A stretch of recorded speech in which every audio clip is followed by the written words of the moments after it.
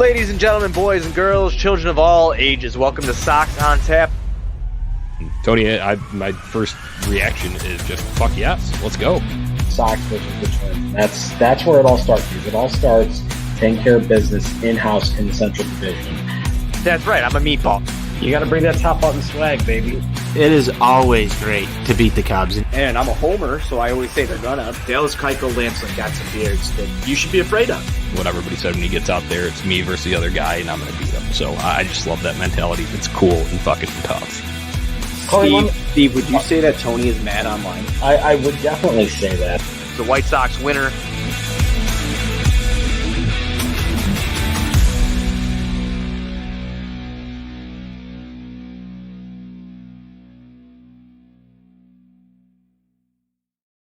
Ladies and gentlemen, boys and girls, children of all ages, welcome to Sox on Tap. I'm your boy Buzz, and I am joined by absolutely nobody.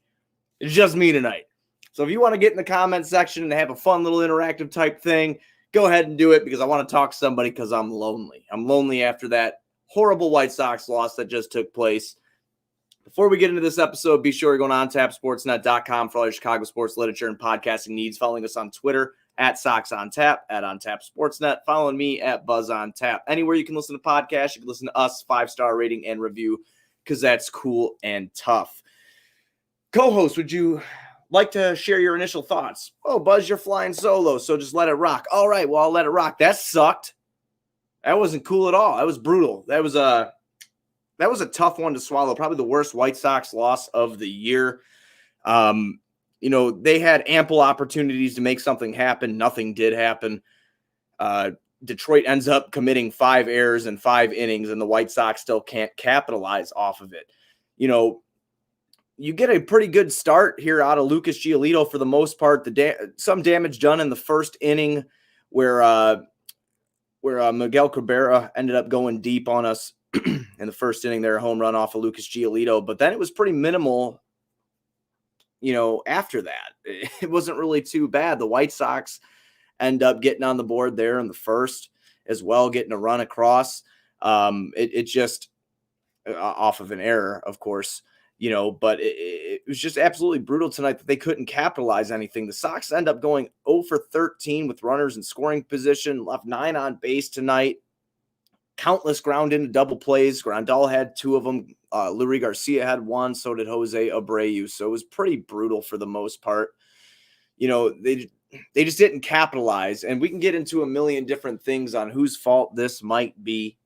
Where the blame should go. And I think that it should be somewhat shared, and feel free to comment in on here and let's talk about it. Tony La Russa leaving Lucas Giolito in like he did towards the end of the game there in that 7th inning was kind of shocking to me a little bit. Again, I don't like to give all the blame to him personally, just because the offense didn't pick up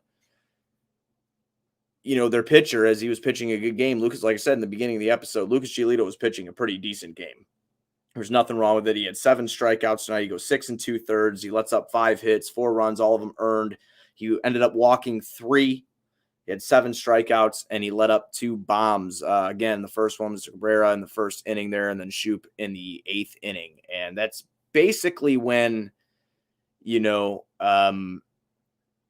I felt like he was kind of running out of gas, and he ended up saying that in an interview. I didn't get to watch the interview yet, but he ended up saying in the interview that he was running out of gas. Ample opportunities missed again tonight. It's just, you can't have that. And there's things that I'd like to address up and down the roster.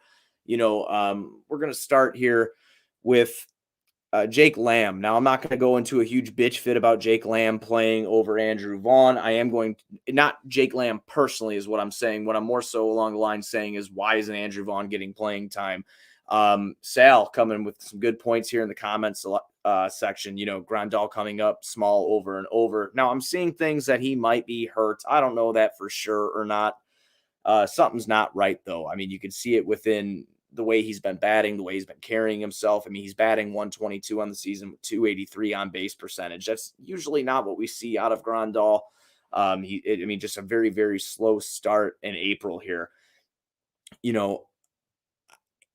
back to Andrew Vaughn, I think where I'm most irritated is you have, you don't play him on Sunday. You have an off day on Monday, and he's not in the lineup.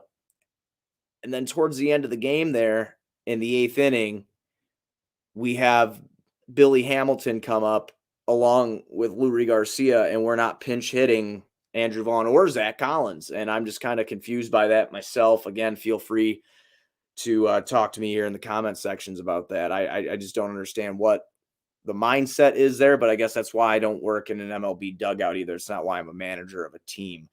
Offense was pretty stagnant for the most part. I mean, they end up with 8 hits, but if you're not capitalizing off of those hits, then we're not really, what's there to talk about? You're not converting when you need to convert. Like I pointed out, 0 for 13 with runners in scoring position tonight. It's unacceptable. The Sox ended their scoring in the bottom of the 3rd. That's when Mercedes grounded out into a fielder's choice to 3rd. Eaton ended up scoring there. Moncada to 2nd. And then he ended up getting in the 3rd because there was a throwing error by Candelario, which, again, as I pointed out in the beginning, tons of errors for Detroit today. They did not want to win that game, and I think that's why to me, it makes it even worse is they were throwing that game away and the Sox couldn't capitalize. Good teams capitalize. That's what good teams do. Not saying the Sox are a bad team, but I'm saying that good teams capitalize. And when you can't do that, you end up with a terrible game like you had tonight.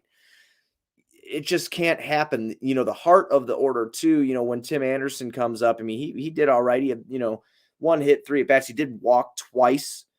Adam Eaton, he had 2 hits tonight. He had a really good catch there in right field. I believe that was in the 2nd inning after he jammed his leg sliding into second base. And I was kind of concerned on whether he was going to stay in the game or not. And he ended up obviously playing it through. But this is one thing that this team cannot afford, and that's an injury to another outfielder. You have Eloy out.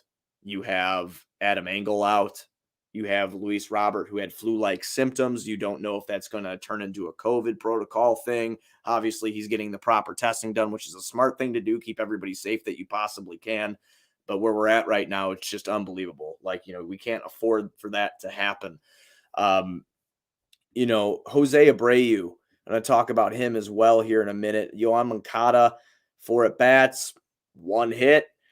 Nothing to really ride down about here. Jose Abreu with another not great night, swinging at balls outside the zone, expanding the strike zone, driving balls into the ground. It's just not what we're used to seeing out of Jose, and hopefully he starts heating up here shortly. Yermin Mercedes, 2 hits tonight, 4 at-bats. He's doing what he does.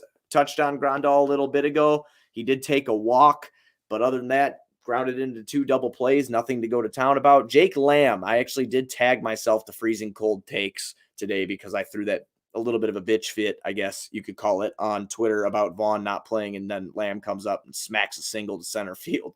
It's like freezing cold takes time, man. Maybe I was speaking his hit into existence here by doubting on him. And then after that, Lurie Garcia didn't really give you much. He gave you 1 hit tonight. He did ground into double play as well. He also did have a strikeout. Nick Madrigal held hitless tonight. 4 at-bats. He did strike out once. No ribbies on the team for anybody due to the errors that were caused by Detroit, who gave us 2 runs, essentially, and Sox couldn't get anything going. After Lucas Giolito was pulled there in the 8th, Cody Hoyer came on. He works 1 batter. He gets out of it. 5 pitches there. Not really an issue. Matt Foster ends up coming in, lets up a home run to Shoop there. 1 inning, 1 hit, 1 run. It's earned. He does strike out a guy. And then Jose Ruiz comes on, and he pretty much works a clean inning there in the top of the 9th to get out. 1 inning, 1 strikeout. Nothing to go to town. I mean, this game was super depressing. And I could sit here and break down the game, but more so along the lines, I want to talk about the thought process of a lot of Sox Twitter and people that I do agree with on certain things. I don't understand the thought process of not having Vaughn in. I don't understand the thought process of not pinch hitting Andrew Vaughn or Zach Collins for Hamilton or Lurie Garcia. I know that would have mess some things up there potentially, but you had to do something. I mean, you just can't let that go if you're trying to win a game. I mean, these guys are coming up. They're not performing at the plate at all. I mean, Leury Garcia on the year, and I'm a Leury stan. I almost said Lowry, have Bulls on my mind. It's probably because they both pissed me off. But I have Leury Garcia here at a batting 176 with a 192 OBP. He is not been playing a good year at all. Jake Lamb limited at bats, 133. Does have a 316 on base percentage, but again, that's limited at bats. So, they did come out attacking, as Stout put out. They did come out attacking, and that kind of shows with Urena's pitch count. He goes 7 innings, 98 pitches. He lets up 7 hits, 2 runs, 1 earned, 3 walks, and 2 strikeouts. His team had 5 errors, and the aggressiveness plus their mistakes just kind of didn't seem to line up tonight. And that's something that's super, super frustrating to me, is if you have to capitalize on that stuff. And unfortunately they didn't. And this is where we sit now. Grandal hit into a double play on his way to his cars from David Bennett on Facebook. Yeah, he probably did. I'm a Grandal guy. I like Az. I'm really hoping that it's just like a really slow start for him. I don't know, though. Like I said, I did read some things on Twitter stating that, he might have an injury or something. And I don't want to really get too far into that without speaking knowledgeable on it, because I don't know if that's the case with him, but he is not playing well at all.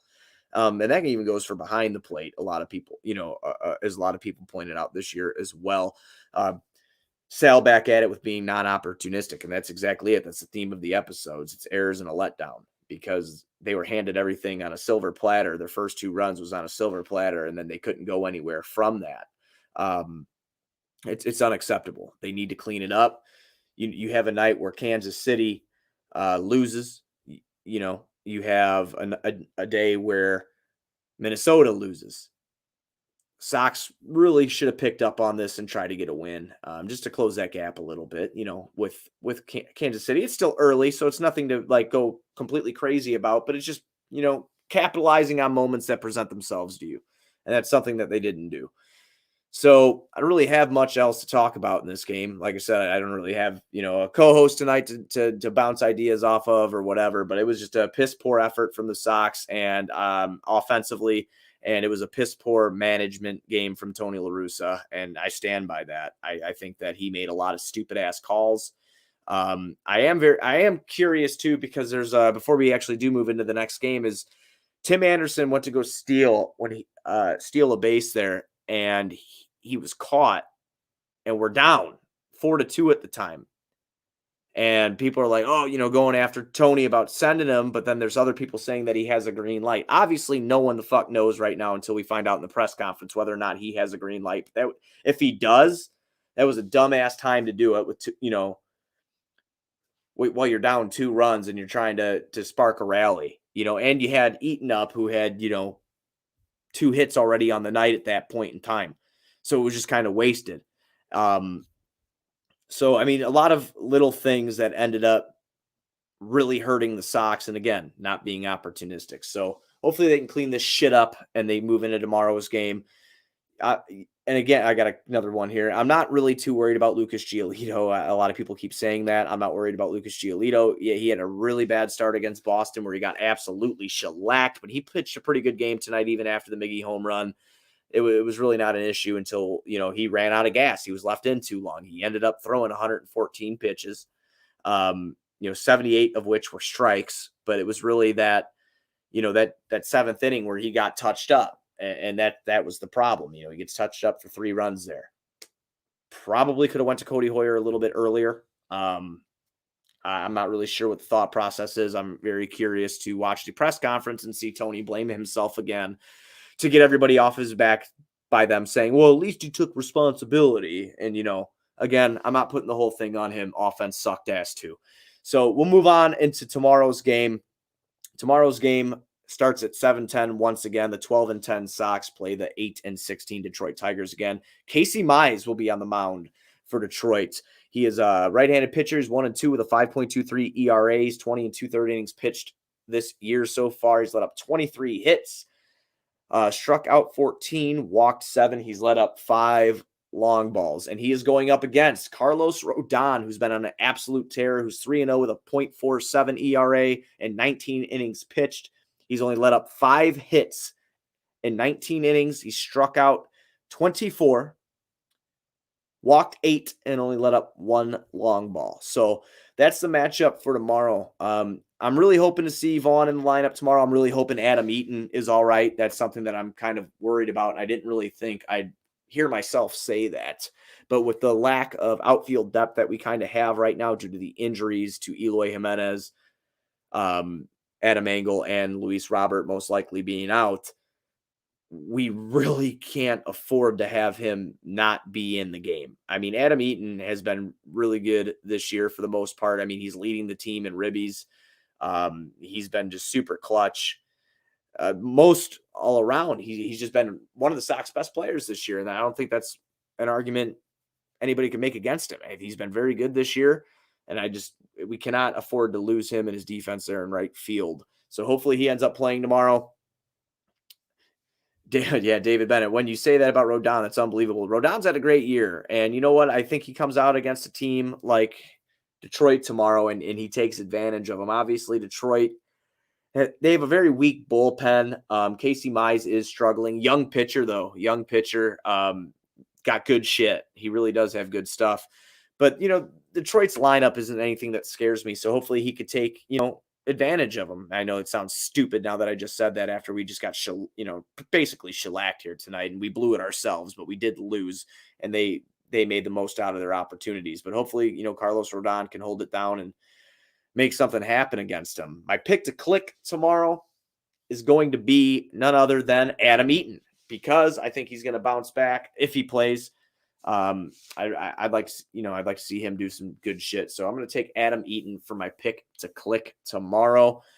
And that's all I really have for this episode. It's kind of shorter than normal. Sal's going with Yo-Yo. Sal is going with Yo-Yo. Let's hope he can have a good game tomorrow too. He had a couple times, man. He missed a couple tonight, Sal. He missed a couple tonight, man. They were right in the zone that I thought he would take advantage of, but he got under them. And hopefully he can turn it around and get back on track. It was, coming off an off day and everything like that on Monday, maybe didn't have your legs completely under you for whatever reason, get back into the swing of things tomorrow.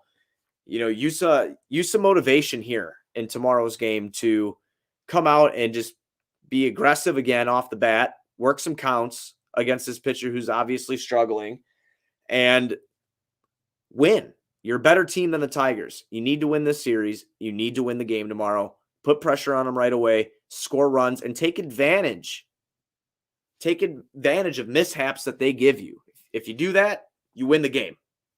Point blank, plain and simple. Even with Tony La Russa's stupid moves tonight within the management of the bullpen, and even his lineup or lack thereof making changes with pinch hitters there during crunch time, if the Sox would have capitalized when they had the opportunity to, it would have been a goddamn win. But again, blame is equally placed on all of them, at least in my world. So that's all I got for tonight, everybody. Be sure you're going on tapsportsnet.com for all your Chicago sports literature and podcasting needs. Following us on Twitter at SoxOnTap, at OnTapSportsNet. Follow me at BuzzOnTap. Anywhere you can listen to podcasts, you can listen to us. 5-star rating and review, because that's cool and tough. Go to Grandstand. Check out GrandstandSox.com. Follow them on socials at Grandstand Sox. You can get all your White Sox merchandise and all your Chicago sports merchandise there. So go check out Grandstand. White Sox forever.